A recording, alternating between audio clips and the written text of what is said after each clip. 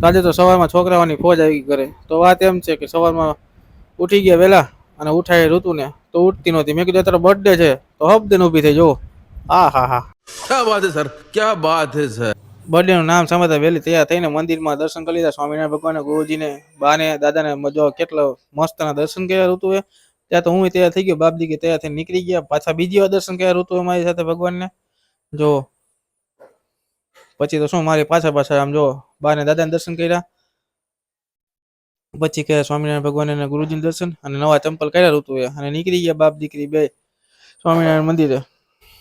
અને ફાઇનલી પહોંચી ગયા સ્વામિનારાયણ મંદિરે અને ત્યાં ઋતુએ દર્શન કર્યા અને ચોકલેટનો ડબ્બો આપ્યો ભગવાનને પ્રસાદી કરવા. બસ પછી કરી પ્રદક્ષિણા અને આવી ગયા પાછા લિફ્ટમાં ઘરે જવા માટે. ઘરે પહોંચીને ઘરે મંદિરમાં ચોકલેટ ભગવાનને ધરાવી. ભગવાને ચોકલેટ ધરાવીને બાને દાદાને ચોકલેટ ધરી દીધી. આખું બોક્સ લઈને ઊભી રહી ગઈ. આમ જો પછી નીકળી ગઈ રુચિ દેવાને તેડવા માટે. ત્યાં તો ડેલી ઊભી હતી આમ જો રાહ જોઈને જ. એને તેડીને ઘરે પહોંચે ઋતુ શું બોલી પછી શું પગી કેક લેવા માટે ટોપી તાર લઈ લીધી અને કેક લઈ લીધી. જો ત્યાં ભાઈ નામ લખી દીધું. ભાઈને હાથ ટાઈટ લઈ ધૂતતા હતા. પછી તો હું કેક થઈ ગયા તૈયાર ને લઈને નીકળી ગયો ઘર સાઈડ આપણે. પછી તો આખી ગેંગ આવી ગઈ અને ઋતુને ઋતુએ તાર થોડુંક કાઢી નાખીને પેલી હતી ટોપી કાઢી નાખીને કેક થઈ ગઈ કેક તૈયાર. પછી તો ફૂંક મારીને કેક કાપી લીધી બધા ભેગા.